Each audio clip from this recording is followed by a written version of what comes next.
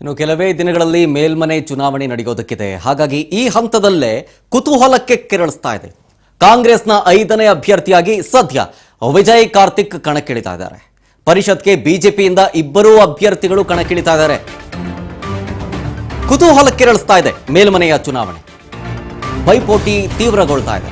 ಕಾಂಗ್ರೆಸ್ನ 5ನೇ ಅಭ್ಯರ್ಥಿಯಾಗಿ ವಿಜಯ್ ಕಾರ್ತಿಕ್ ಕಣಕ್ಕಿಳಿತಾ ಇದ್ದಾರೆ. ಮತ್ತೊಂದು ಕಡೆ ಪರಿಷತ್ಗೆ ಬಿಜೆಪಿಯಿಂದ 2 ಅಭ್ಯರ್ಥಿಗಳು ಕಣಕ್ಕಿಳಿತಾ ಇರೋದು. ಕೇಸರಿ ಪಡೆಯಿಂದ ಲಿಂಗರಾಜ್ ಪಾಟೀಲ್ ಮತ್ತು ರಘು ಕೌಟಿಲ್ಯ ಕಣಕ್ಕಿಳಿತಾ ಇದ್ದಾರೆ. ಆಮೇಲೆ ಜೆಡಿಎಸ್ ಅಭ್ಯರ್ಥಿಯಾಗಿ ಗೋವಿಂದರಾಜು ಅವರು ಕಣಕ್ಕಿಳಿತಾ ಇದ್ದಾರೆ. ಮತ ಕೊರತೆ ಇದ್ದರೂ ಅಭ್ಯರ್ಥಿಯನ್ನ ಕಣಕ್ಕಿಳಿಸಿರೋದು ಇಲ್ಲಿ ಜೆಡಿಎಸ್.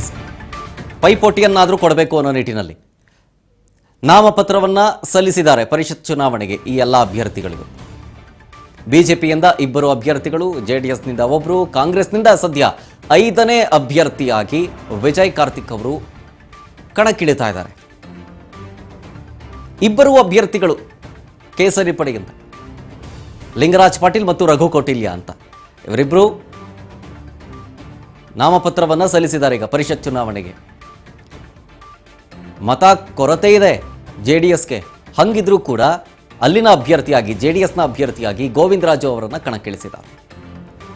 ಸದ್ಯ ಎಲ್ಲ ಅಭ್ಯರ್ಥಿಗಳು ನಾಮಪತ್ರವನ್ನು ಸಲ್ಲಿಸಿದ್ದಾರೆ. ಪರಿಷತ್ ಚುನಾವಣೆಗೆ ಕೆಲವೇ ದಿನಗಳು ಬಾಕಿ ಉಳ್ಕೊಂಡಿರೋ ಸಂದರ್ಭದಲ್ಲಿ ಕುತೂಹಲ ಕೆರಳಿಸ್ತಾ ಇದೆ.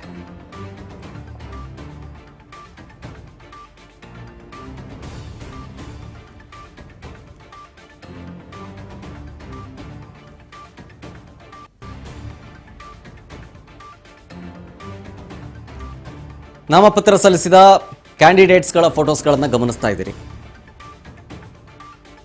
ಕಾಂಗ್ರೆಸ್ನ 5ನೇ ಅಭ್ಯರ್ಥಿಯಾಗಿ ವಿಜಯ್ ಕಾರ್ತಿಕ್, ಜೊತೆಗೆ 2 ಅಭ್ಯರ್ಥಿಗಳು ಬಿಜೆಪಿಯಿಂದ ಲಿಂಗರಾಜ್ ಪಾಟೀಲ್ ಮತ್ತು ರಘು ಕೌಟಿಲ್ಯ ಅಂತ.